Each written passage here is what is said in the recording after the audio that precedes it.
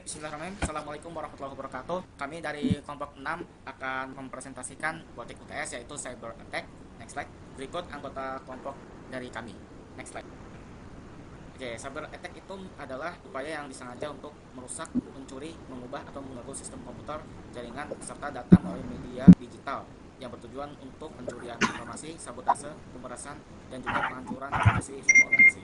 Next slide. Berikut jenis-jenis cyber attack yang akan dijelaskan oleh rekan saya. Phishing attack yang merupakan salah satu serangan yang menggunakan email, pesan, atau situs palsu untuk menipu korban agar memberikan informasi sensitif seperti password dan nomor kredit atau data login. Next, kemudian di sini ada beberapa cara penyerangan. Yang pertama ada penyerang membuat umpan berupa email palsu atau situs web palsu yang didesain 100% mirip dengan aslinya. Kemudian setelah korban tertipu atau mengklik website tersebut akan dibawa ke situs palsu dan memasukkan datanya seperti username dan password.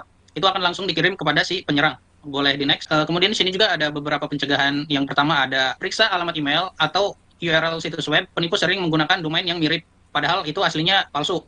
Kemudian yang kedua ada gunakan autentikasi atau dua faktor agar akun tetap aman meskipun password telah dicuri. Boleh di next. Kemudian di sini ada contoh dari phishing attack tersebut, yaitu Bank Mandiri tidak akan pernah meminta nasabah untuk mengupdate data pribadi melalui email.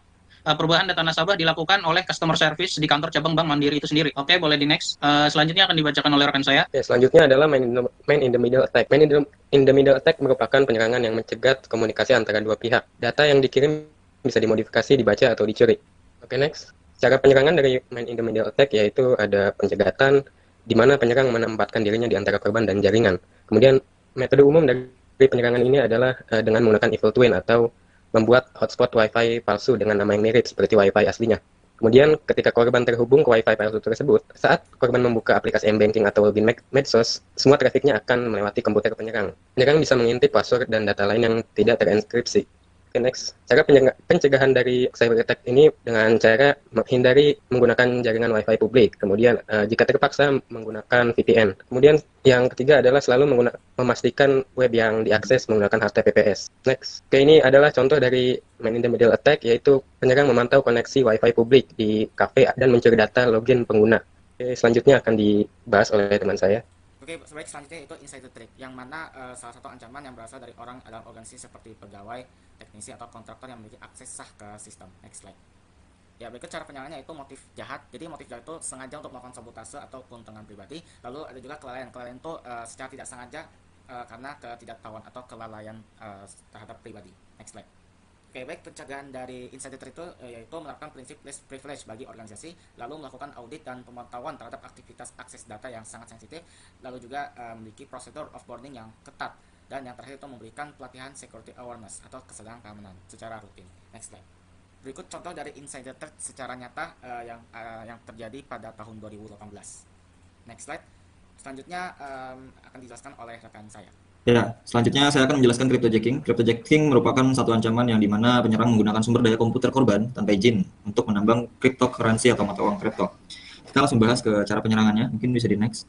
Cara penyerangan cryptojacking ini berbasis script penambang, yaitu mining script yang dimasukkan ke dalam sebuah situs web. Seringkalinya itu ada di situs web seperti film ilegal, situs bajakan, atau situs yang tidak pantas dibuka. Jadi cara kerjanya itu ketika si korban membuka script itu, secara otomatis script ini akan menjalankan di browser korban, memakan daya prosesor CPU untuk melakukan perhitungan otomatis penambangan kripto secara terus-menerus, sehingga mengakibatkan komputer yang panas dan lain sebagainya. Lalu ada yang berbasis malware, korban mengunduh malware dari phishing atau download ilegal yang install program penambang di latar belakang. Bisa di next. Ya, tanda-tanda atau indikator yang kena serangan cryptojacking ada 5 tanda umumnya. Yang pertama tentunya lonjakan penggunaan CPU atau GPU yang terus meninggi atau meningkat, padahal nggak ada beban kerja yang sangat berat. Lalu yang kedua, perangkat terasa panas, kipas sering hidup cepat atau kencang, dan baterai cepat habis tentunya. Yang ketiga, ada penurunan kinerja aplikasi yang tiba-tiba lag, force close, atau nge-freeze. Yang keempat, itu tagihan listrik atau biaya cloud-nya meningkat tanpa alasan. Lalu yang terakhir adalah proses atau layanan yang tidak dikenal, terutama miner seperti Xmig, miner, dan sebagainya, atau koneksi keluar alamat IP domain meaningful. Solusi untuk bila terkena cryptojacking, yang pertama, segera putuskan koneksi jaringan atau isolasi perangkat agar miner tidak bisa berkomunikasi dengan sistem lainnya. Lalu ada periksa proses file dan entire otomatis, hapus script atau binary dan jalankan antivirus. Lalu yang ketiga, dari recovery dan perbaikan vektor masuk, kita ganti kredensial, patch sistem, perbaikan konfigurasi keamanan, pulihkan backup, bersihkan, dan jika perlu format. Lalu yang terakhir ada monitoring dan pelaporan. Kita harus memonitoring setelah melakukan semuanya agar tidak terjadi serangan yang berulang. bisa di next. Selanjutnya adalah pencegahan cryptojacking. Selain ada solusinya, juga tentunya ada pencegahan. Yang bisa kita lakukan adalah proteksi endpoint dan browser. Kita harus menggunakan antivirus, EDR, atau software keamanan yang mampu mendeteksi miner. Kita bisa menggunakan extension browser seperti uBlock Origin atau NoScript yang bisa memblokir script penambang. Lalu kita harus mengecek kepastian situs web tersebut, hindari juga situs-situs yang ya palsu lah, kayak yang aneh-aneh gitu ya kan. Lalu yang terakhir, kita harus memastikan kinerja CPU atau GPU kita normal. Itu adalah pencegahan dari cryptojacking tersebut. Jadi next, di sini ada contoh website film ilegal yang ketika kita nonton filmnya, penyerang otomatis memberikan skrip atau menjalankan skrip di luar pengetahuan si korban. Oke, bisa di next. Ya, untuk DOS dan DDoS akan dijelaskan teman saya. Baik, di sini saya akan melanjutkan penjelasan yaitu tentang DOS dan DDoS. DOS sendiri merupakan serangan yang bertujuan untuk membuat server, website, ataupun jaringan menjadi tidak bisa diakses.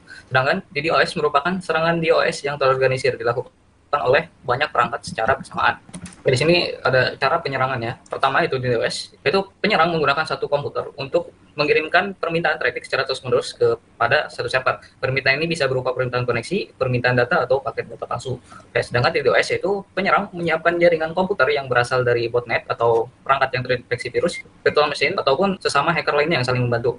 Setelah itu, penyerang mengomadoi untuk menyerang server dengan permintaan secara terus-menerus.